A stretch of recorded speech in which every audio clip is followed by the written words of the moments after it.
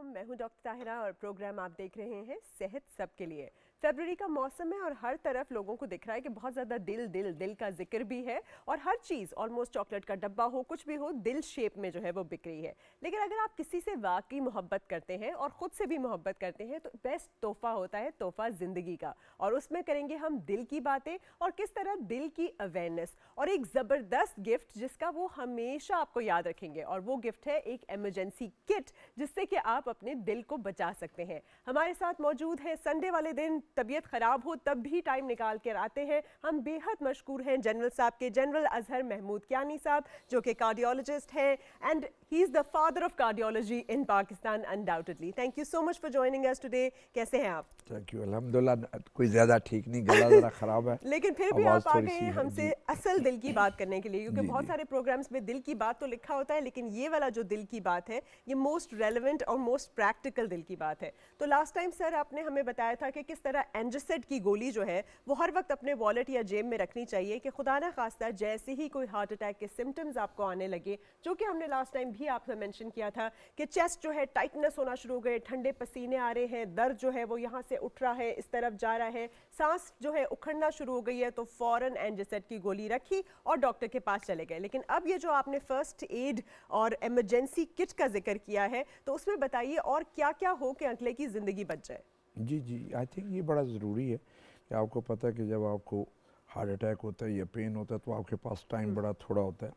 फिर वो कई दफ़ा टाइम आपको डिसाइड करने में गुजर जाता है कि हॉस्पिटल जाएं या घर में रहें, थोड़ी देर में खुद ही ठीक हो जाएगा।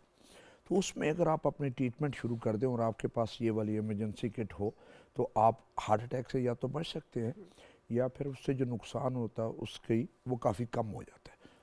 तो जो इमरजेंसी किट है जो हर घर में होनी चाहिए, चाहे आपके पास आपके ख़ानदान में किसी को दिल की बीमारी है या नहीं है, उस किट में एक जो है टैबलेट जैसे आपने अभी जिक्र किया एंजिसेड, और एंजिसेड वो टैबलेट है जो कि दिल का हर मरीज़ जानता है कि जब से सीने में दर्द होता है तो वो ज़ुबान के नीचे रख लेता है। और दूसरा है नॉर्मल एस्प्रिन। बिल्कुल, वो एस्प्रिन जो डिस्प्रिन रेकन एंड कोलमैन की हमें वो पता है मिलता है, वो आपके पास होना चाहिए। और जिस और जो वो और तीसरा जो है वो जो कि मार्केट में अभी अवेलेबल नहीं है वो है पैच। एक पैच होता है GTN पैच होता है जो कि 5 मिलीग्राम का होता है, वो आप चेस्ट पे लगा देते हैं। उसमें से जो मेडिसिन है वो थ्रू स्किन एब्जॉर्ब होके तो जिस्म में जाती है और नालियाँ खोलती है और आपका पेन जो है वो सेटल हो जाता है और एक किस्म का एक ड्रिप का काम करती है जो आपको CCU में या हॉस्पिटल में जाकर लगती है। तो डिस्प्रिन आपने चबा के खानी है, ठीक है, साबत नहीं लेनी, उससे एक्शन उसका जल्दी शुरू होता है और वो खून को पिघलाती है जहाँ पे क्लॉट बनते हैं। और वो अगर लें तो अगर किसी नाली में कोई क्लॉट बना हुआ है तो ये उसे पिघला देगी और उस नाली में से खून का दौरा जो है वो ठीक हो जाएगा और आपको दर्द भी कम हो जाएगा, हार्ट अटैक नहीं होगा। एंजिसेड जो है वो नाली को खोलती है और ये वाली चीज़ें बड़ी इंपॉर्टेंट हैं। और वो जो टाइम आपको हॉस्पिटल जाने में लगता है वो आपका ट्रीटमेंट शुरू हो जाएगी और आपका टाइम वेस्ट नहीं होगा जिसमें डैमेज होता है या रिदम ख़राब हो सकता है, हार्ट बंद हो सकता है, इमरजेंसी हो सकती है रास्ते में सफ़र के दौरान। वो सारी की सारी चीज़ें इस इमरजेंसी किट से काफ़ी हद तक बेहतर हो जाती है। अच्छा, तो आपने सुना ये है असल गिफ्ट ऑफ लाइफ या जिंदगी का तोहफा कि किसी को भी देना है तो ये गोलियां आपके अंदर पास होनी चाहिए उस किट के अंदर।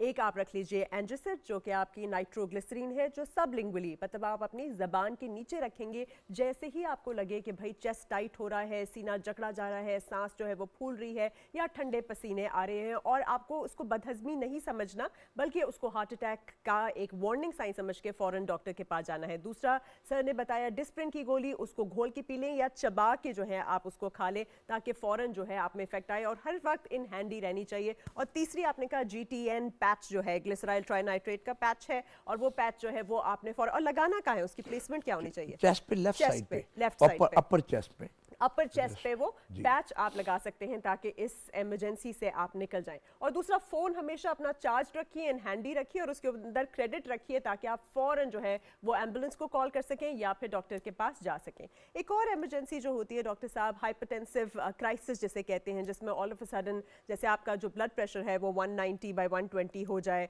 और आपको सर में दर्द हो जाए, बहुत ज़्यादा सर में दर्द हो जाए, तो उसके लिए फ़ौरन लोअर करने के लिए आपने ब्लड प्रेशर को क्या करना चाहिए और क्या लेना चाहिए? देखिए सबसे पहले तो एंग्जाइटी आपकी ख़त्म होनी चाहिए। एंग्जाइटी से ब्लड प्रेशर और ऊपर चला जाता है। देखिए ब्लड प्रेशर एक ऐसी बीमारी है जिसके सिम्टम्स कोई नहीं है, बड़े थोड़े सिम्टम्स हैं। आपको जब हाई होता है, कहीं सर में हैवीनेस हो गई, वीकनेस शुरू हो गई, सीने में दर्द हो गई, सांस फूलना शुरू हो गया, या किसी बाजू या ज़ुबान में लुकनत आ गई, फिर पता चला ये तो ब्लड प्रेशर हाई था। तो आपके पास आला ज़रूर होना चाहिए कि क्या आपका ब्लड प्रेशर हाई है कि नहीं है, वो पहले चेक करें। और अगर वाकई अगर डिजिटल आपके घर में वो एपरेटस है और वो बता दे कि जी कि आपका ब्लड प्रेशर जो है वो 190 ऊपर वाला उससे ऊपर है, या नीचे वाला 110 जो है 110 से ऊपर है, तो फिर आपने ज़ुबान के नीचे गोली रखनी है। कैप्टेन एक गोली है। वो लोग जिन्हें ब्लड प्रेशर है उनको या कैप्टेन या एक एडलेट कैप्सूल होता है, वो पास होना चाहिए। एडलेट कैप्सूल होता है, उसके अंदर लिक्विड होता है, उसको बाइट करके चबा के उसमें से पानी निकाल के ज़ुबान के नीचे रखें तो फ़ौरन उसका एक्शन 15 मिनट में शुरू हो जाता है। और यही हिसाब कैप्टेन का कि कैप्टेन की 25 मिलीग्राम की टैबलेट होती है, वो आधी टैबलेट ज़ुबान की रखे, provided level of blood pressure ये वाला हो कि नीचे वाला 110 से ऊपर हो और ऊपर वाला 190, फिर आपने रखनी है, अदरवाइज आपने नहीं रखनी। कई दफ़ा होता है कि आपको एंग्जाइटी होती है, परेशानी होती है, थोड़ा सा ब्लड प्रेशर ऊपर चला जाता है, जो ही आप रिलैक्स करते हो वो ठीक हो जाता है। तो अगर आप उस हालत में वो टैबलेट रखेंगे तो फिर और लो हो जाएगा। तो बेसिकली डीप ब्रीदिंग करें, अपनी एक्सरसाइज करें, मेडिटेट करें थोड़ी देर के लिए, डाइवर्ट करें अपने दिमाग को, ढेर सारा पानी भी पी लें, और साथ आपने जैसे सर ने कहा कि कैप्टेन की गोली, वो भी अभी इमरजेंसी किट में एडिशन हो रही है, कैप्टेन की गोली रख लें 5 मिलीग्राम की, और उसकी आधी गोली आप 25 मिलीग्राम की, सॉरी, और उसको आप अपने जबान के नीचे रख लें। और जो दूसरी आपने कहा था एडलाइट की गोली, एडलाइट की गोली है, वो भी आप रख सकते हैं, उसको आपने खा लेना है, उसको भी रखना है। कैप्सूल उसमें से, उसको आपने लिक्विड उसे बाइट करके उसमें से लिक्विड निचोड़ के ज़बान के नीचे रख लेना। ठीक है, तो आपने वो कैप्सूल लेना है, उसको निचोड़ना है और ज़बान के नीचे रखना है। ये है आपकी हाइपरटेंसिव क्राइसिस। अब एक और जो इमरजेंसी होती है जो कि आपका TIA, ट्रांजिएंट इस्कीमिक अटैक होता है, जो कि स्ट्रोक से पहले, और हमारे यहाँ आप देखें इतने सारे लोग हैं उनको फालिज का अटैक होता है, अचानक जो है वो बेचारे डिसेबिलिटी में चले जाते हैं, लेकिन वो साइंस नहीं देखते कि किस तरह से, जैसे अभी सर बता भी रहे थे कि आपका आधा चेहरा जो है वो नीचे गिरना शुरू हो जाए, या फिर आपका जो आर्म है कोई भी एक साइड वो भी नीचे गिरना शुरू हो जाए, आपकी स्पीच या आपकी बोलने में जब आप बोल रहे हैं तो अजीब वो लरज सी जाए आपकी ज़बान, ये सारा कुछ अगर आपको होने लगे तो आपने इमीडिएटली इसको समझना है कि ये इम्पेंडिंग स्ट्रोक है। और तब आपने क्या लेना है डॉक्टर के पास जाने से पहले? एक तो टाइम इज़ एवरीथिंग, जितनी जल्दी आप जाएंगे उतनी जल्दी आपका स्ट्रोक जो है वो, उसके लिए आपको इमरजेंसी मेडिकेशन मिल सकती है। लेकिन घर में हम क्या कर सकते हैं? देखिए उसमें से उसकी जो वजूहात हैं जिसकी वजह से आपको फॉलेज या TIAs वगैरह होते हैं, फॉलेज जिन्हें हम कहते हैं दूसरे आम ज़बान में, उसमें ज़्यादातर उन लोगों को होता है जिनका ब्लड प्रेशर हो और अनकंट्रोल ब्लड प्रेशर, यानी 140-90 से जिनका ऊपर रहता है उनको स्ट्रोक हो सकता है, या फिर जिनकी शुगर है और अनकंट्रोल शुगर है, यानी उनकी शुगर सुबह वाली 120 से ऊपर और शाम वाली बिफोर डिनर वो 160 से ऊपर है, उनको चांसेस ज़्यादा हैं फालिज होने के। इसी तरह वो लोग जिनकी फैमिली हिस्ट्री में स्ट्रोक की हिस्ट्री है, कई दफ़ा उनमें भी हो सकता है। लेकिन जैसे आपने कहा कि जो ही आप पता देखें कि आपके घर में किसी फैमिली मेंबर को ऐसे हुआ कि अचानक उसने बोलना बंद कर दिया, या ज़ुबान में लुकनत आ गई है, या ड्रूपिंग हो गई है एक साइड फेस की जिसे हम लकवा कहते हैं, वो चीज़ हो गई, या एक बाजू उसने काम करना शुरू कर दिया, ना ग्लास पकड़ सकते हैं, ना कोई चाय का कप पकड़ सकते हैं, या वो कंफ्यूज हो गए और अचानक कंफ्यूज हो गए, उन्हें समझ नहीं आ रहा वो कहाँ पे है और उन्होंने इरेलीवेंट बात शुरू कर दिया, तो ये इसका मतलब ये स्ट्रोक है। अब अगर ब्लड प्रेशर ज़्यादा है तो उसको कंट्रोल करने की कोशिश करें, नीचे लेके आए 140-90 से, तो हो सकता है कि वो उधर रुक जाए, और ब्लड जो शुगर है उसको कंट्रोल करने की कोशिश करें। लेकिन जो सबसे इम्पॉर्टेंट चीज़ है कि आप फ़ौरन हॉस्पिटल में लेके जाएं। और हमने आई थिंक फर्स्ट टाइम जो पूरे पाकिस्तान में, जब मैं executive director Rawalpindi institute of cardiology था, तो हमने एक्यूट स्ट्रोक सेंटर बनाया था अपने कार्डियक हॉस्पिटल में। उसमें ये होता था कि हमारे पास फर्स्ट 6 to 12 आवर्स में जो पेशेंट इस तरह आता था, उसको फ़ौरन उसकी जो प्री एवेल्युएशन करके, CT स्कैन, ब्लड टेस्ट सारे करके कि क्या ब्लीड तो नहीं है, क्या क्लॉट जा रहा है ऊपर, या क्या सिलसिला है। अगर तो वहाँ में इंजेक्शन खून पतला करने वाले TPA वगैरह देना तो वो TPA उधर एमरजेंसी में दे दिया जाता था।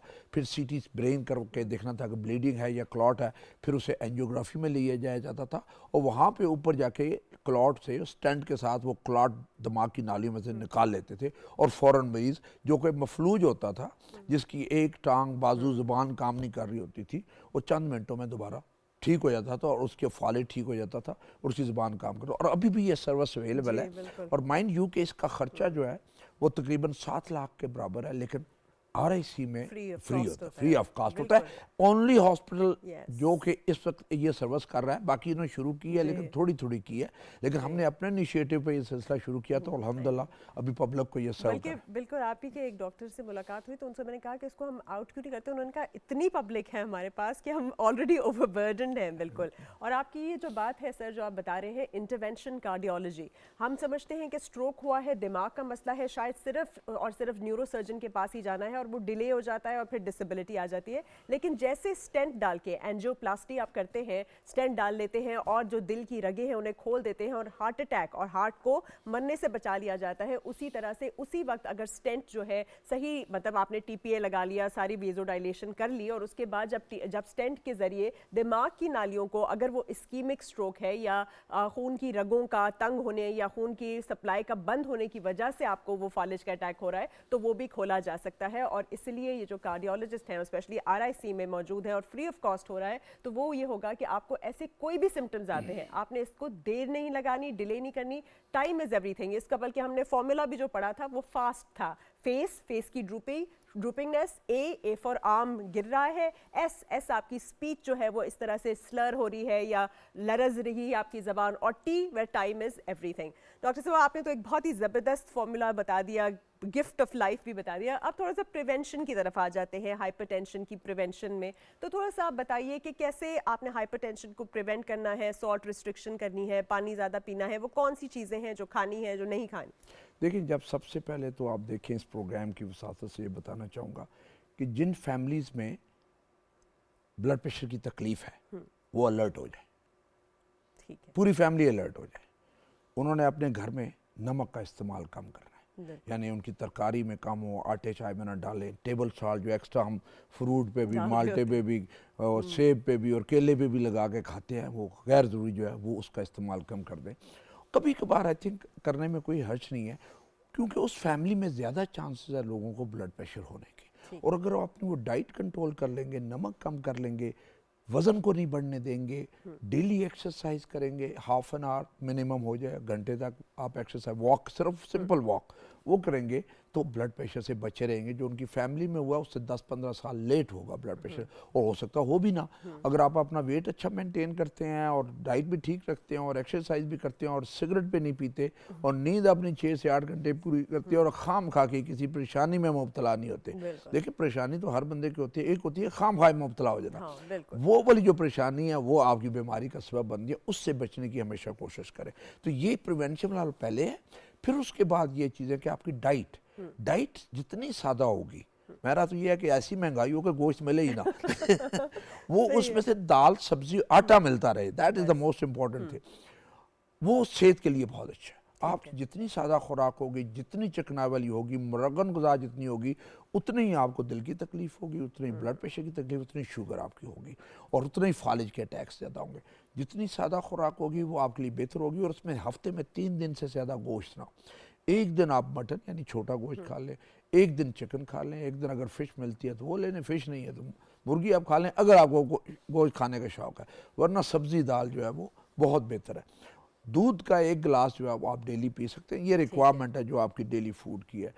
स्किम मिल्क यानी मलाई के बगैर आपका दूध हो। देन हफ्ते में जो अंडे जो है जर्दी समेत हफ्ते के आप 3 खा सकते हैं। अच्छा, हफ्ते में 3? तो लोग तो रोजाना 2-2, 3-3 अंडे खा रहे होते हैं। 2-2, 3-3 खाने भी हैं तो सिर्फ सफ़ेदी, एग वाइट का बना। हाँ, एग वाइट जो है उसका आप खाएं। देन आपकी खुराक में आप ये देखें कि जितने आपके घर में सब्ज़ी और फ्रूट का इस्तेमाल होगा वो आपके सेहत के लिए बहुत अच्छा होगा। उस सब्ज़ी और फ्रूट में आपकी सारी बीमारियों का हल है। कुदरत ने उन्हीं खाने पीने की चीज़ों में आपकी सेहत और उसका ख्याल रखा हुआ कि उसमें ऐसे अज्जा हैं जो कि एंटीऑक्सीडेंट्स हैं, जो कि एंटी कैंसर्स हैं, कि आपकी नालियां भी नहीं क्लॉग होने देते हैं, और जो आपके जो अंदर सेल जाते हैं, कहीं किसी को कैंसर हो रहा है तो इसी में से सेल्स होते हैं जो होम इन करते हैं उस कैंसर सेल पर, उसके जाके मार देते हैं। ठीक है, चलें जी, पहले कॉलर की जानिब बढ़ते हैं। अस्सलाम वालेकुम, कौन कहाँ से? ओ अच्छा, ओके, कट गई है। और सर बहुत ही अच्छी बात बता रहे थे कि भाई सिंपल लिविंग हर चीज़ है। जब सिंपल लिविंग होगी, अखराजात की आपकी एंग्जाइटी भी नहीं होगी, तो आपकी ब्लड प्रेशर वैसे नहीं बढ़ेगी, क्योंकि आपका खर्चे में क्या है, सिर्फ फल सब्जियां हैं, वो आप खुद भी काश्त कर सकते हैं। जितना ज़्यादा खुद काश्त करेंगे अच्छा है। मसालों की भी फिक्र ना करें, क्योंकि जितना कम नमक होगा और नहीं होगा तो वो भी बेहतर है। बस दूध चाहिए हफ्ते में 3 दफ़ा, अंडा चाहिए 1 दफ़ा, आपने मटन खाना है और वो ना भी खाए तो कोई बात नहीं। और बहुत सारी फ्रूट्स और वेजिटेबल्स से आपकी जितने भी मिनरल्स हैं, वाइटामिन हैं, ये सारा कुछ हो जाएगा। और बल्कि ब्लड प्रेशर के लिए तो पोटेशियम रिच जो है, जैसे आपका केला बहुत अच्छा है, आपके खजूर डेट्स बहुत अच्छे हैं, ये जो आजकल चुकंदर बीट रूट है उसको, उसका जूस आप पी सकते हैं, उसको खा सकते हैं, तो ये सारा कुछ बीपी के लिए बहुत ही अच्छा है। अच्छा, अब हम बात करते हैं एक और चीज़ की कि सर्दियां हैं और सर्दियों में क्योंकि मेटाबॉलिज्म भी बड़ा ही स्लो हो जाता है और ब्लड फ्लो भी बड़ा ही रुक जाता है, तो उसमें क्या होता है कि बहुत सारे लोगों के हाथ पांव बिल्कुल ठंडे होके उनके अंदर ब्लड सप्लाई भी बंद हो जाती है। तो जो पेरिफेरल आर्टीरियल डिजीज़ है उसके ऊपर थोड़ी सी बात करके बताइए कि ऐसे लोगों को क्या केयर करनी चाहिए और उनकी क्या एक्सरसाइजेस देखिए, वगैरह। इसमें से ज़्यादातर ये होता है कि ख़्वातीन जो है बहुत सेंसिटिव होती है, उनके हाथ जो है ठंड में ज़रूरत होते तो नीले पड़ जाते जी। हैं और वो उस पर जान नहीं रहती या पीले पड़ जाते हैं और दर्दें शुरू हो जाती हैं। तो उसमें बेस्ट तो ये होता है कि आप ठंड से बचें, गर्म रखें हाथों को, ग्लव्स पहन के रखें, वो आप कर दें। या फिर अगर आप पानी पिएँ तो नीम गर्म पानी पिएँ ताकि बॉडी टेम्परेचर जो है वो ठीक रहना चाहिए। लेकिन कुछ लोगों को सेंसिटिविटी, जैसे हम रेन नॉट फिनोमेना कहते हैं कि वो बेसिकली सिकुड़ जाती है नालियाँ। लेकिन ये जो पेरिफेरल डिजीज़ है, इसके भी वही असबाब है जो दिल की बीमारी के असबाब है। यानी कि अगर आप स्मोकिंग करते हैं तो आपकी नालियाँ हाथों पाँव की बंद हो जाती हैं। अगर आपका ब्लड प्रेशर ज़्यादा है तब बंद होती है, शुगर ज़्यादा है वो उससे बंद हो जाती है, आप एक्सरसाइज नहीं करते, जिस्म में चर्बी ज़्यादा है, कोलेस्ट्रॉल ज़्यादा है, तो आपकी पेरिफेरल नालियाँ बंद हो जाती हैं। और उसमें से पेरिफेरल नालियाँ बंद होकर कई दफ़ा उंगलियों पे, हाथों पे और पाँव पे ज़ख्म करना शुरू हो जाती है, क्योंकि ब्लड सप्लाई नहीं पहुंच रही होती और वहाँ से स्किन डेड हो जाती है। इन सब की जो है एहतियात वही है, सादा खुराक, वॉक जितना आप करते हैं, आपकी पाँव की नालियाँ या हाथों की जो एक्सरसाइज होती है वो नालियों में खून का दौरा बेहतर होता है और सर्कुलेशन बेहतर होती है। और उसमें से बड़ा इंपॉर्टेंट होता है कि आप जो इसके बेस लाइन जो टेस्ट हैं वो सारे ज़रूर करवा लेने चाहिए, जिसमें कंप्लीट पिक्चर है, शुगर है, लिपिड प्रोफाइल है, यूरिया क्रेटिनिन है, यूरिक एसिड है, ये ऐसी चीज़ें जो ज़रूर करवा लेनी चाहिए। और फिर जहाँ पे अगर आपको फैमिली में डिजीज़ है, पेरिफेरल वैस्कुलर डिजीज़ है, वहाँ पे आपको एहतियात करके अपने चेकअप्स ज़रूर करवा लेने चाहिए। अब पेरिफेरल वैस्कुलर डिजीज़ में जो नॉर्मली होती है, ज़्यादा से ज़्यादा ऊपर वाली कोई आर्टरी बंद होती है, गर्दन वाली आर्टरी करोटिड जो है वो बंद हो सकती है, नीचे से इलियोफेमरल सिस्टम है वो बंद हो सकता है, पेट की आर्टरीज बंद हो सकती है। तो उसका डॉपलर अल्ट्रासाउंड वगैरह या सीटी जो एंजियो है वो वाला होता है, जिसमें से हमें पता चलता जाता है। और अभी तो ये है कि इसका भी इलाज ना सिर्फ दवाइयों में है, बल्कि इसका इलाज भी एंजियोप्लास्टी में है कि कहीं टांगों में आपको चलते हुए, और दांगबली होता ही है कि वो लोग जिन्हें चलते हुए सीने इसमें टांगों में दर्द होता है, रेस्ट से ठीक हो जाता है, जिसे हम इंटरमिटेंट क्लॉडिकेशन कहते हैं, वो एक वार्निंग साइन है कि आपको इस तरह का इशू है, उसके टेस्ट करवा के उसका इलाज करो। बिल्कुल जी, कॉलर की जानिब बढ़ते हैं। जी अस्सलाम वालेकुम। सर जी अच्छे सर, मेरे ना गले च दर्द होंदी है, एंजियोग्राफी भी हुई है, हार्ट का भी मसला है तो शुगर का भी मसला है, तो गले च ना दर्द होंदी है अक्सर, मतलब कि टेंशन दे विच आन के या कि आप कोई अपना परेशानी है तो ये इसका कोई हल बता दो। आपकी उम्र बताइए। मेरी उम्र है 65 साल। ओके, दवाई खाते हैं आप? हाँ, कार्डियोलॉजी तो लैके दवाई खाई थी यहाँ महीने बाद। अच्छा, हाँ जी, दवाई खा बीच रहे में हैं। दवाई छोड़ तो नहीं देते आप बीच में? नहीं नहीं, दवाई नहीं छोड़ी थी, तो दवाई तो 1 मिनट ना खाइए, 2 टाइम खाएगी दवाई सुबह शाम। महीने दवाई लेके आई थी कार्डियोलॉजी तो एंजियोग्राफी भी हुई है मेरी। हुई भी? अपना अब कब हुई थी क्या एंजियोग्राफी? क्या बताया था? इन्हें हो गए जी 3 साल हो गए जी। 3 साल हो गए। और क्या बताया था उन्होंने आपको उस वक्त कि एंजियोग्राफी उन्होंने क्यों कर रहे हैं? ऑपरेशन आख्या सी, तो बाद च मैं फेरे फूरे मारते रहे, तो कभी मरीज ज्यादा ने, कभी मतलब डॉक्टर की चीजें, तो फिर इस वास्ते नहीं की, उन्होंने ऑपरेशन आख्या सी, उन्हें ऑपरेशन हो गया जी। अच्छा, जो दवाइयाँ आप अभी इस्तेमाल कर रहे हैं उनका जरा नाम बताएंगे? ना तो नहीं मेरे जेब च है, पर देख के ते अपना कितने किस्म की दवाइयाँ? अच्छा, कितनी दवाइयाँ खा रहे हैं, किस टाइम पे खाते हैं, कितनी है? सुबह शाम खाई जी, सुबह शाम के 4 गोलियां होंगी हैं जी। 4 गोलियाँ होती ठीक हैं। ठीक है हाँ जी, जी। चलें, बहुत शुक्रिया। जी, आई थिंक इनका बिल्कुल सही, इनका जेन्युइन सवाल था कि इनके 3 नालियाँ बंद हैं, 3 साल पहले एंजियोग्राफी हुई थी, बाईपास की तारीख दी थी, 3 साल के बाद भी तारीख नहीं मिली। ये हालात हैं हमारे, रश बहुत ज़्यादा है, सरकारी अस्पतालों में लाइन काफ़ी लंबी है। लेकिन ऐसे मरीज़ जिनकी लाइन लंबी है और जिनका ये मसला है, ऐसे मरीज़ दोबारा डॉक्टर साहब के पास जाने चाहिए। उन्होंने कहा जी कि मुझे तो अभी भी गले में दर्द का मतलब ये है कि दिल का दर्द है। जब ये चलते हैं तो वो जो काम करें उस काम को उधर ही रोकते जब तक गले का दर्द ठीक ना हो जाए, और ज़ुबान के नीचे गोली रखें, उससे आराम आ जाएगा। अगर ये गोलियों का नाम मुझे बता देते तो शायद मैं उसमें से कोई डोज इनकी एडजस्ट कर देता कि ये मेडिसिन बढ़ा दें, ये कम कर दें। इन्हें चाहिए कि अपने डॉक्टर साहब जो कार्डियोलॉजी में ये जाते हैं जिस अस्पताल में, उनके पास जाएँ तो उन्हें कि डॉक्टर साहब मेरी सर्जरी वाली एक तो तारीख 3 साल काफ़ी हो गए हैं, 3 साल के बाद मुझे अभी किसी दिन आप जो है वो लटाएं और मेरी सर्जरी करें, और दूसरा ये जो मेरी दवाइयाँ नुस्खे वाली इनको एडजस्ट कर दे ताकि मुझे ये तकलीफ़ ना हो, ये दर्द ना हो, ताकि मैं रोज़ाना का अपना काम काज घर में कर सकूं। मेरा इनको ये मशवरा है, एक तो दवाई बाकायदगी से लें, पेट भर के खाना ना खाएं, भूख रख के खाना खाएं, जब खाना खाया तो फिर ना चलें, नहाएं तो आराम से बैठ के नहाएं, सीढ़ियाँ ना चढ़े, 5 किलो से ऊपर कोई वजनी चीज़ ना उठाएं, ऊंचा ना बोले और गुस्सा ना करें। इससे ये जो गले में इनका दर्द है उससे काफ़ी ने आराम आएगा। और इन्हें चाहिए कि कल या परसों डॉक्टर साहब के कार्डियोलॉजी के पास जाएं और अपनी दवाइयाँ एडजस्ट करवा के आएँ, और सर्जन साहब के पास जाएँ और उन्हें पक्की तारीख जो अपने ऑपरेशन की लेके आए। ये तो आपने बहुत अच्छी बात की है। सारी बीवियां ये सुन लें कि अपने शोहर को वो बोल सकती हैं कि बिल्कुल ऊंचा नहीं बोलना आपने, और आपने गुस्सा नहीं करना और ज़्यादा नहीं खाना, क्योंकि इन तीनों चीज़ों से आपको दिल का दौरा पड़ सकता है और आप बीमार हो सकते हैं। और हम आपसे बहुत मोहब्बत करते हैं, इसलिए आपको ये एडवाइस दे रहे हैं।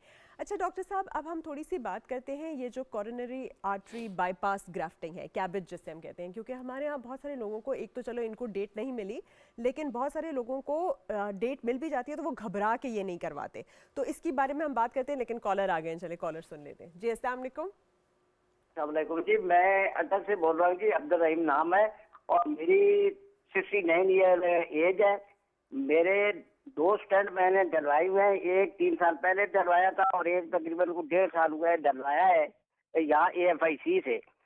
तो मैं शुगर का पेशेंट भी हूँ, दवाइयाँ मुसलसल खा रहा हूँ, लेकिन इसके बावजूद मुझे, मैं 500 कदम चलता हूँ तो मुझे दर्द हो जाता है सीने में, और वैसे भी कई दफा बोझ सा होता है और लेटे लेटे भी दर्द हो जाता है।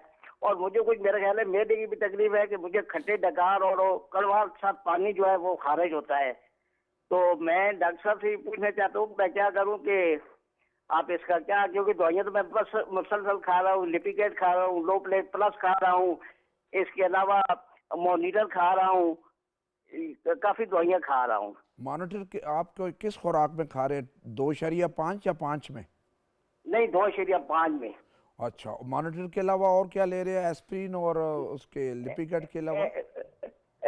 अपना नाइट्रोमेट दे रहा हूँ 6.4 मिलीग्राम। हाँ, वो तो मैक्सिमम डोज है। अच्छा, उन्होंने डॉक्टर साहब ने उस वक्त बताया था कि आपकी कोई नाली रह गई है जिसमें स्टेंट नहीं डला? असल बात यह है कि एक वो छोटी नाली है, तो वो बल्कि एक दफा मैं आपके पास भी आया था, वो छोटी एक नाली है, वहां भी उन्होंने कहा कि ये इसके साथ गुजारा करें, बस दवाइयाँ खाएं। जी ठीक है, चलें आपके सवाल का जवाब देते हैं।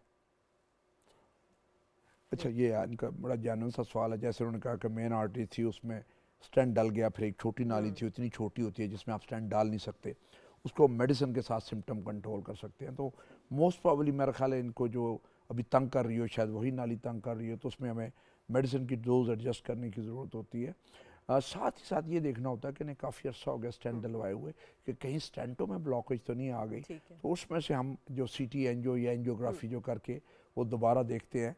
और उसमें जो मैंने अभी जो एडवाइस करूँगा कि मुझे नहीं पता कि इनकी नॉर्मली बीटा ब्लॉकर है, मैं जो मॉनिटर है तो उसमें से पल्स स्लो तो आप डोज बढ़ाएं तो और स्लो हो जाती है, तो मुझे नहीं पता इनकी पल्स कितनी है। तो मैंने ये सिर्फ एडवाइस कर सकता हूँ कि फ़िलहाल मॉनिटर 2.5 जो ले रहे हैं उसको 5 मिलीग्राम कर दें, और साथ ही साथ एक कैप्सूल होता है, अगर इनके पास कागज़ पेन है, रेनोला कैप्सूल, रेनोला RANOLA, रेनोला 500 मिलीग्राम का, वो एक सुबह शुरू कर दे, उससे सिम्टम्स बेहतर हो जाएंगे। तो मेरा ये मशवरा है कि जब इन्हें इतनी तकलीफ़ हो रही है, 59 इनकी एज है, कंपैरेटिवली ये यंग आदमी है और अभी भागने दौड़ने का टाइम है, तो अपने टेस्ट करके देख लें कि पुराने जो इनके स्टेंट्स है वो सही काम कर रहे हैं कि नहीं कर रहे। अगर तो ये छोटी नाली है जिसको हमने नहीं स्टेंट डालना, तो फिर तो ठीक है। लेकिन कई दफ़ा होता है कि हम देखते हैं ना एक नाली बार बार तंग कर रही है और दवाइयों से भी उनके सिम्टम ठीक नहीं हो रहे, तो हम उसको बैलून कर देते हैं, यानी स्टेंट नहीं डल सकता तो उसको तो हम डाल के बैलून से खोल के ताकि उनके सिम्टम कंट्रोल हो। तो ये सारी चीज़ें पॉसिबल है। तो ये रेनोला क्या है, व्हाट एग्जैक्टली? रेनोलाजीन ये लेटेस्ट मेडिसिन है अच्छा। जो कि एंटी एंजाइनल है। Okay. और जो मेडिसिन आपकी जितना पूरा मेन्यू है उस मेन्यू में अगर उन्होंने कंट्रोल नहीं किए सिम्टम्स तो रेनोला काफ़ी हेल्प करती है उसमें। अच्छा, दैट्स रियली नाइस। तो हम बात कर रहे थे डॉक्टर साहब कैबेज की या कॉरोनरी आर्टरी बाईपास ग्राफ्टिंग की। बहुत सारे लोग इसके बारे में बहुत ज़्यादा स्केप्टिकल होते हैं। अगेन कॉलर आ गए, चले गुड। जी अस्सलाम वालेकुम। जी अस्सलाम वालेकुम डॉक्टर साहब। जी बताइए। जी अस्सलाम वालेकुम। वालेकुम सलाम। मैं लाहौर से बात कर रही हूँ। मुझे एक्चुअली 47 इयर्स एज है और मैं ओवरवेट भी हूँ, लेकिन थायराइड की प्रॉब्लम है मुझे। तो मैं अभी एक्सटोर शुरू की है मैंने ब्लड प्रेशर के लिए, लेकिन मुझे कभी ऐसे लगता है जैसे मेरी गर्दन के नीचे बैक साइड पे प्रेशर पड़ता है, जैसे किसी ने पत्थर रख दिया, और थोड़ी देर बाद वो मैं रिलैक्स होती हूँ और वो ठीक हो जाता है। But blood pressure is normal. तो उसके लिए is it something related with heart? क्या मुझे आप गाइड करेंगे ये क्यों होता है ऐसा? जी उसमें मुझे आप डोज बता देंगे एक्स्ट्रा की जो आप ले रही हैं? 5/80। जी 5। अच्छा, ये वो जो गर्दन वाला दर्द का आप पूछ रही हैं, ये वाला एक्सर्शन पे होता है या बैठे बिठाए होता है? जी बैठे बिठाए होता है, लेकिन मैं वॉक भी कर रही हूँ। 1-1 घंटा मैं करती हूँ वॉक, और ब्रिस्क वॉक करती हूँ, और कभी सीढ़ियाँ चढ़ती हूँ, कभी मुझे सांस नहीं चढ़ा, और अल्हम्दुलिल्लाह मुझे ऐसा नहीं होता। But I have anxiety issue. जी, लेकिन मैंने आपसे एक सवाल किया था कि क्या आपका जो गर्दन वाला दर्द है ये एक्सर्शन पे होता है या बैठे बिठाए होता है? जी बैठे बिठाए हो जाता है, एक्सर्शन से नहीं होता। हाँ, बस उसमें से आई थिंक फिर आई डोंट थिंक कि जी कि हार्ट से रिलेटेड हो। लेकिन वो सारे मरीज जिनको ब्लड प्रेशर हो, जो 40+ हों, ओवरवेट हों, फैमिली हिस्ट्री उनको हार्ट डिजीज़ की हो, उनको साल में एक दफ़ा अपना स्ट्रेस टेस्ट ETT ज़रूर करवा लेना चाहिए। एको जो है ज़रूर करवा लेना चाहिए। बेसलाइन टेस्ट हैं, ब्लड टेस्ट सारे के सारे series, blood CP, sugar, HbA1c, urea creatinine, lipid profile, uric acid, ये सारे टेस्ट हैं। ये बेसिकली स्क्रीनिंग टेस्ट होते हैं, और इसमें से जो कुछ टेस्ट ख़राब होते हैं वो मल्टीपल रिस्क फैक्टर होते हैं जिन्हें हमने क्लस्टर जिन्हें हम कहते हैं, उन्हें हमने कंट्रोल करना होता है। सारी चीज़ें ठीक होती है।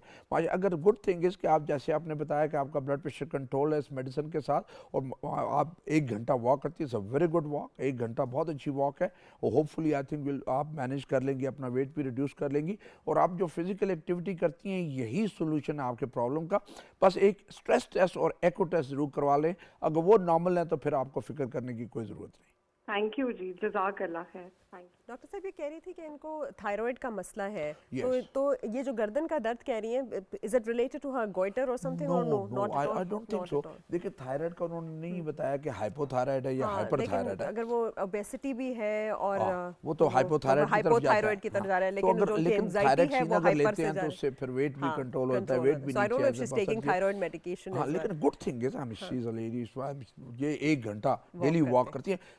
ये वॉक रिक्वायर्ड होती है। बिल्कुल। ये सारे मसले का हल है, walk walk walk and walk. तो अच्छा है ना, महंगाई सिर्फ और सिर्फ हमें गोश्त से नहीं बल्कि हमें ये मैं जो तो कहता हूँ पेट्रोल इतना महंगा हो जाए कि गाड़ी ना हम चला सकें, हम साइकिल पे चढ़ जाए। हाँ, बिल्कुल। आप देखिए चाइना वगैरह में किस तरह मर्द लोग हजरात करते सारे साइकिल चला रहे हो तो हमारी सेहतें ठीक हो जाएंगी, वाकई, और ये पैदल चलना शुरू कर दे। बिल्कुल। हमारे गांव देहातों में यही होता था ना, पैदल चलते थे रोजाना, तो उनको ये सारे प्रॉब्लम्स बिल्कुल भी नहीं होते थे। जी, जी। अच्छा, ये जो हम बात करते हैं, बार बार हम उस पे आते हैं और फिर कोई कॉलर आ जाते हैं, तो बताइए सर, थोड़ा सा open heart surgery and bypass grafting का फर्क और एवरीथिंग बताइए। उसमें आप फर्क बाईपास ग्राफ्टिंग का और स्टेंटिंग का फर्क। हाँ, ताकि लोगों को ये डर ना लगे कि हम भाई अगर जा रहे हैं जी सर्जरी के लिए तो ना जाए। देखिए, एक बात होती है कि मैं भी सर्जरी से डरता हूँ। अच्छा। जब सर्जरी है, छुरी के नीचे जाना है, बेहोश होना है, सर्जरी होनी है, ठीक होना है, फिर वापस आना है, लंबा काम है। लेकिन जहाँ पे मजबूरी है, जहाँ पे सर्जरी की ज़रूरत है, वो फिर आपके पास चॉइस नहीं, फिर करवाना है। और एक अच्छे सर्जन जो कि स्किलफुल सर्जन है, उसके हाथ से जब सर्जरी होती है तो कामयाबी के जो चांसेस है वो 96 से 99 यानी 96 से 99% सर्जरी कामयाब होगी, और 1 से 4% चांस है कि आपको कोई कॉम्प्लिकेशन हो सकती है। लेकिन वो अगर है ज़रूरी तो फिर आप करवा लें। ठीक। उसकी कॉम्प्लिकेशन कुछ होती है जो 1 to 4% में आती हैं, वो वाली कॉम्प्लिकेशन होती है। स्टेंट का ये होता है कि स्टेंट में जो है आप एंजियोग्राफी की तरह जाते हैं, प्रोसीजर करवाते हैं, आपको आधा घंटा और लगता है, 1 घंटा लगता है, और आपको स्टेंट डलता है, आप घर वापस अगले दिन आ जाते हैं और चलना फिरना शुरू कर देते हैं, घर में काम काज शुरू कर देते हैं। तो वो उसमें से प्रोसीजर सिंपल है और कंफर्टेबल है, जिसमें आप आराम से कर सकते हैं। लेकिन सर्जरी अगर है तो फिर आपने करवानी है, ठीक। क्योंकि फिर आपके पास चॉइस नहीं, फिर नार्मली होता ये है। आप पानी पी ले, कॉलर ले लेते हैं। जी अस्सलाम वालेकुम। वालेकुम अस्सलाम। जी बताइए, कौन कहाँ से? अब्दुल शकूर फ्राम कराची। जी बताइए। मेरी 59 इयर्स एज है और मुझे अभी जो डायग्नोज हुआ है हार्ट का टैकीकार्डिया, ठीक है। और दूसरा जो है साइनस लेफ्ट एक्सेस डेविएशन। अच्छा, ये 2 चीजें हैं, तो इसमें क्या इलाज है, क्या हो सकता है? वो आपको टैकीकार्डिया उन्होंने एडवाइस किया, तो साथ फर्दर और कोई टेस्ट किए हैं आपके? सर अभी नहीं किए। हाँ, वो करवाएं। देखिए कई दफ़ा टैकीकार्डिया जो है एक नॉर्मल टैकीकार्डिया, अगर आप परेशान ज़्यादा हैं तो वैसे ही आपका हार्ट रेट फास्ट होता है। एक होता है किसी बीमारी की वजह से होता है, लेकिन उसके सर्टेन टेस्ट होते हैं। और टैकीकार्डिया देखना यह है कि आपका हार्ट रेट क्या 100 से ऊपर है या 100 से कम है, और उसके जो बाकी जो टेस्ट। जी अभी सर 100 पे है, फिर कल चेक करवाया है तो 85 पे था। जी जी, तो कोई बात नहीं, ये तो आपका नॉर्मल लगता है। उसमें से थायराइड के टेस्ट होते हैं, फिर एको टेस्ट होता है, फिर ईटीटी होता है, फिर 24 आवर होल्टर मॉनिटरिंग होती है। तो कई दफ़ा होता ही है कि ये बगैर वजह कि आपका हार्ट रेट है और उसमें आपको परेशान होने की ज़रूरत नहीं। और कई दफ़ा ऐसे करते हैं कि अगर आपका हार्ट रेट ज़्यादा है तो आपके वॉक करने से, यानी आपकी एक्सरसाइज से, पैदल चलने से वो कंडीशन हो जाता है और आपका हार्ट रेट नीचे आ जाता है। तो उसका बेस्ट ये होता है कि अगर आपको कोई अंडरलाइंग हार्ट वाला मसला नहीं है, टेस्टों में वो जब सारा रूल आउट हो गया, तो फिर आप अपनी वॉक शुरू करें और उस वॉक में वो हार्ट की कंडीशनिंग हो जाएगी। और फाइनली हो सकता है कि आपके सारे टेस्टों को पता चले जी कि आपको तो कुछ भी नहीं है, ये सिंपल टैकीकार्डिया है और आप बहुत ज़्यादा कॉन्शियस हैं अपने हार्ट रेट के बारे में। जब बंदा बहुत ज़्यादा अपने हार्ट रेट के बारे में सोचना शुरू कर देता है तो उसका हार्ट रेट और बढ़ जाता है। तो इसलिए रिलैक्स होने की ज़रूरत है। और आप लेकिन एक दफ़ा ये चेक करवाने की ज़रूरत है कि कोई वजह तो नहीं है, कोई बीमारी तो नहीं है जिसकी वजह से हार्ट रेट, अगर वो नहीं है तो फिर रिलैक्स करें।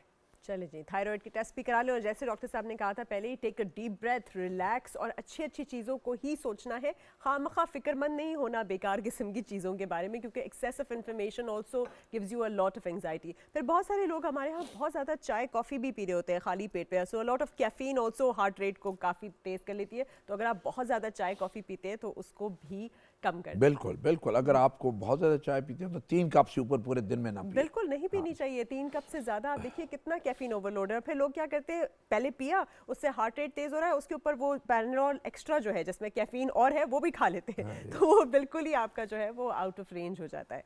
अच्छा डॉक्टर साहब, अब हम थोड़ी सी बात करते हैं कि ये जो जितने भी लोग जो डायबिटीज़ से सफ़र कर रहे होते हैं उनका तो डायरेक्ट इफेक्ट पड़ रहा होता है कार्डियोमायोपैथी पे, पर वो सोचते हैं कि शायद हमें सिर्फ एंडोक्राइनोलॉजिस्ट के पास जाना है, हमारा हार्ट से मॉनिटरिंग से कोई ताल्लुक नहीं है। तो थोड़ा सा उनको गाइड कीजिए, because we have so many diabetics out there who do not take good care of their heart. देखिए, जिसको भी डायबिटीज़ है ना, उसको हार्ट डिजीज़ होनी है जी। और सबसे बड़ा जो रिस्क फैक्टर है वो डायबिटीज़ है। आपने अपनी डायबिटीज़ कंट्रोल करनी है और अपने जो हार्ट के स्क्रीनिंग टेस्ट है वो सारे करवाने हैं। जो ही आपकी डायबिटीज़ डायग्नोज हो, उसमें ब्लड टेस्ट सारे हैं, उसमें एको है, उसमें स्ट्रेस टेस्ट है, ईटीटी है, ये सारे टेस्ट करवाने हैं। और साथ ही साथ आपने अपने कैरोटिड के जो है वो डॉपलर्स हैं और टांगों की नालियों के जो कैरोटिड डॉपलर्स हैं वो, और देन किडनी के जो फंक्शंस हैं वो करवाने चाहिए। जिन जिनको शुगर है उनको हर 6 महीने के बाद अपनी नज़र चेक करवानी चाहिए, अपना दिल चेक करवाना चाहिए, अपने गुर्दे चेक करवाने चाहिए। हाँ, वो पैर और डॉपलर्स, वो पैर का तो ये होता है कि आपके पैर इतने साफ हो जितना चेहरा साफ है, और नीचे शीशा रख के तलवे को देखें कि कहीं तलवे में कोई पिन तो नहीं चुभी, कील तो नहीं चुभी, कोई जख्म तो नहीं हुआ, क्योंकि वो महसूस नहीं करते, सुन्न हो जाते हैं उनके पाँव, तो उनको जख्म महसूस नहीं होता। और फिर उस वक्त पता चलता है जब बहुत बड़ा वूंड या जख्म बन जाता है जो गैंग्रीन की शक्ल में फिर चला जाता है, फिर उसे कंट्रोल करना मुश्किल हो जाता है। तो ये बड़ी इंपॉर्टेंट। और शुगर वाला उस वक्त तक उसका इलाज मुकम्मल नहीं होता जब तक उसकी कार्डियक या हार्ट की स्क्रीनिंग ना हो जाए। तो इसलिए अपने हार्ट की स्क्रीनिंग करवाना बहुत ज़रूरी है। और वो जो अनकंट्रोल शुगर, देखिए हमारे नॉर्मली ख्वातीन में हम देख रहे थे कि वो मेनोपॉज के बाद 45 के बाद जाके उनका रिस्क बढ़ता है, उनको कोरोनरी आर्टरी डिजीज़ होती है। लेकिन वो ख्वातीन जो ओवरवेट हैं और जो डायबिटिक हैं और जो अनकंट्रोल डायबिटीज़ है, यानी कि उनकी सुबह की 120 से ज़्यादा है, शाम की 160 से ज़्यादा है, उनमें 40s में 35 की एज में हार्ट अटैक हो रहे हैं। इसलिए शुगर को कंट्रोल करना, it's a killing, it has got the killing ability. और क्योंकि शुगर जब आपकी ज़्यादा होती है, थोड़ी सी भी ज़्यादा होती है, तो आपका खून गाढ़ा हो जाता है बिल्कुल। और उसमें क्लॉट्स बनने शुरू हो जाते हैं। और कई दफ़ा होता है कि आपकी नाली हार्ट की इतनी बंद नहीं है, आपकी दिमाग की नाली इतनी बंद नहीं है, लेकिन उस गाढ़ेपन की वजह से क्लॉट बन के आपको स्ट्रोक भी हो जाता है और आपको हार्ट अटैक भी हो जाता है। और फिर या फिर आंख की नाली की जो रेटिनल आर्टरी या क्लोजन है, उसमें ब्लॉकेज आके आपकी एक साइड की नज़र ही चली जाती है। तो ये चीज़ें हैं कि इनको कंट्रोल करना बहुत ज़रूरी है। इसके हॉरेबल किस्म की कॉम्प्लिकेशंस हैं जिनसे आप बच सकते हैं अगर आप एहतियात करें और अपनी बीमारी को कंट्रोल करके रखें। बिल्कुल, बीमारी को कंट्रोल करना बहुत ज़रूरी है। हमारे यहाँ आप देखिए, जब किसी को कहते हैं ना कि भाई शुगर का टेस्ट करा लो, तो वो कहते हैं नहीं नहीं नहीं, मुझे डर लगता है, कोई अगर निकल आया तो मुझे दवाई लेनी पड़ेगी। भाई अगर निकल आता है और दवाई लेते रहते हैं तो आप बल्कि कितनी सारी और बीमारियों से बच रहे हैं। लेकिन अगर आप इस डर से टेस्ट ही नहीं कराएंगे और अपने शुगर को कंट्रोल नहीं करेंगे, एक तो अपनी डाइट में चेंज नहीं लाएंगे, एक्सरसाइज में नहीं लाएंगे और ऊपर से दवा नहीं लाएंगे, तो बिल्कुल जैसे आप कहते हैं ना, खून के अंदर भी जैसे पानी के अंदर चीनी मिलाते रहो, वो शीरा बन जाता है, जाके चिपकता रहता है जगह जगह, उसी तरह से आपका भी खून इतना गाढ़ा हो जाएगा कि वो आपकी सारी जो नालियां हैं उनको जो है वो बिल्कुल ब्लॉक करने लगेगा। आपकी आंखों में ब्लॉक करेगा तो आपकी आंखें खराब हो जाएंगी, दिल में करेगा, दिल खराब होगा, गुर्दों को करेगा और छोटी नालियों को करेगा और आपके पैर वगैरह भी खराब हो जाएंगे। तो कांस्टेंट मॉनिटरिंग और साथ रेगुलर दवाई लेना बहुत ही ज़्यादा ज़रूरी है। आप छुट्टी पे जा रहे हो, आप ट्रैवल कर रहे हो, आपका एग्जाम हो, शादी हो, लेकिन आपने दवाई बिल्कुल भी नहीं छोड़नी। हमने लास्ट टाइम भी ये डिस्कस किया था कि कैसे खास इवेंट्स पे लोग अपनी हाइपरटेंशन की और डायबिटीज़ की दवा छोड़ देते हैं और फिर पूरा इवेंट ख़राब हो जाता है, क्योंकि ख़ुद भी ख़राब हो जाते हैं और ख़ुद भी बीमार हो जाते हैं। तो डॉक्टर साहब, अब हम एक और बात करते हैं कि कैसे प्रेगनेंसी के अंदर भी अच्छा चले, आ गए कॉलर आ गए जी। अस्सलाम वालेकुम। वालेकुम सलाम जी, कौन बोल रहे हैं, कहाँ से? बिलाल दड़ो सजावल सिंध। जी जी, बताइए बताइए सजावल क्या- से जी जी, बताइए क्या इशू है, सवाल बताइए। मुझे ये शुगर भी है और दिल की तकलीफ भी है, ठीक है, शुगर भी है, अभी क्या तकलीफ है? तकलीफ है। टीवी बंद। अच्छा, आप अपनी टीवी को प्लीज पहले बंद कर दीजिए ताकि हम आपकी आवाज आना शुरू हो जाए। हाँ हाँ हाँ। अब बताइए कि अभी कौन सी दिल की तकलीफ है, क्या आपको हो रहा है? पूछना क्या चाहते हैं? सीने में दर्द होता है जी, सीने में दर्द होता है, कोई दवाई ले रहे हैं अभी? अभी उधर कंसंट्रेटर जो है, जो ब्लड प्रेशर जो ले रहा हूँ। ब्लड प्रेशर की दवाई खाली ले रहे हैं?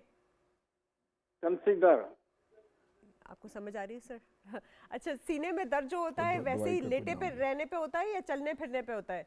बस कभी कभी यार बैठा रहता हूँ तब भी तो होता है, या चलने पे भी होता है। उम्र कितनी? उम्र कितनी है आपकी? उम्र कितनी ये है? शुगर 71 है। उम्र 71 है सिगरेट आपकी। पीते? और सिगरेट पीते हैं आप? नहीं न, कुछ भी नहीं, कुछ भी नहीं, रोटी पानी के सिवा कुछ भी नहीं। अच्छा, और वजन कितना है आपका? नहीं अच्छा, वजन ज्यादा है आपका? नहीं, वो तो मैंने नहीं दी अभी तो। अच्छा। नहीं नाप कराया। नहीं, वैसे शुगर को चेक शुगर है, करवाते? शुगर है, ठीक है। शुगर है।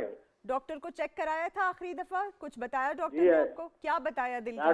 डॉक्टर दिल वाले को दिखाया 6 तारीख को। अच्छा, तो उन्होंने क्या बताया? तो उन्होंने क्या बताया आपको?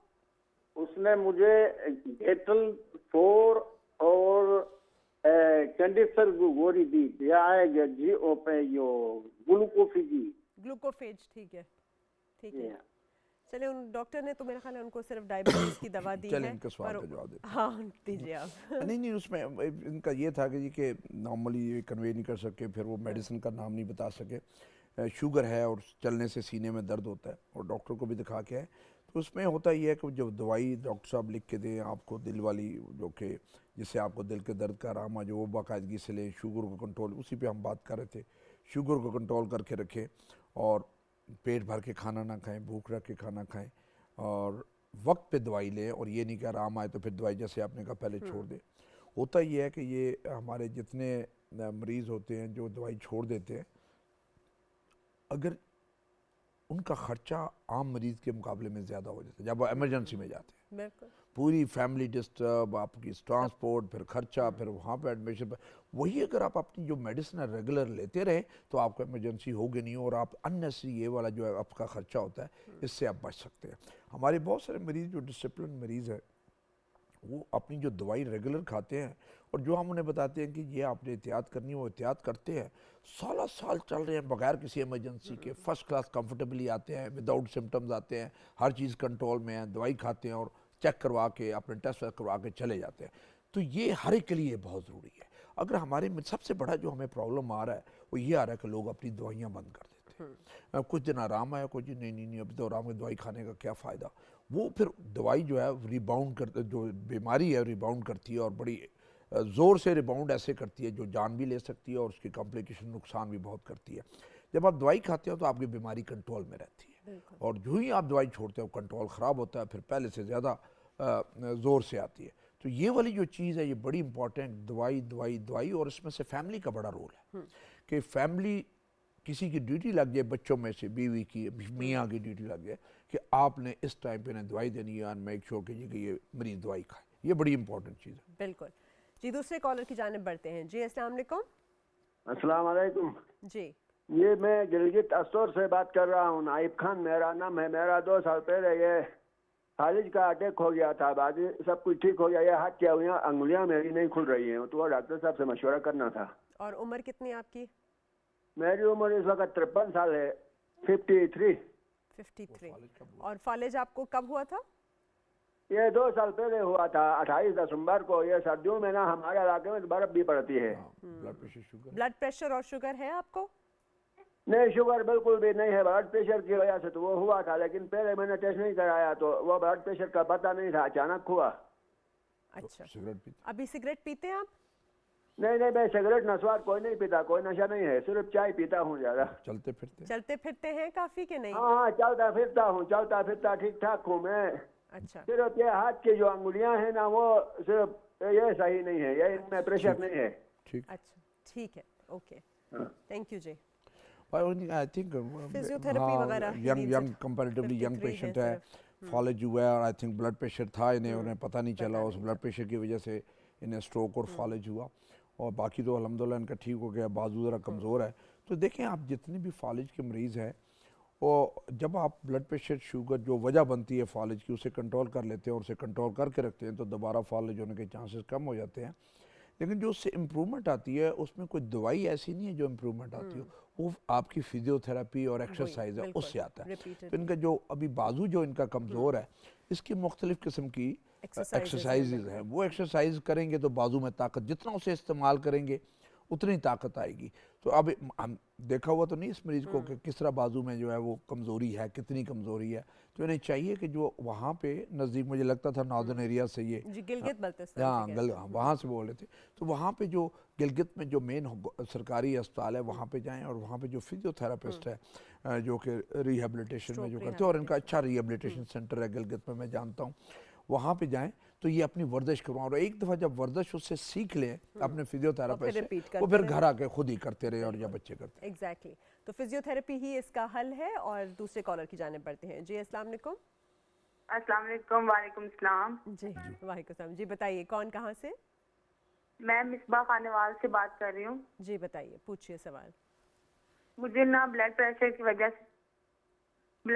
वजह से ना दिमाग के खब्बी साइड ना बंद है, उसकी वजह से ना मुझे काफी फीलिंग्स नहीं आती, गमी खुशी का पता नहीं चलता, और बहुत सारे मामलात से हैं।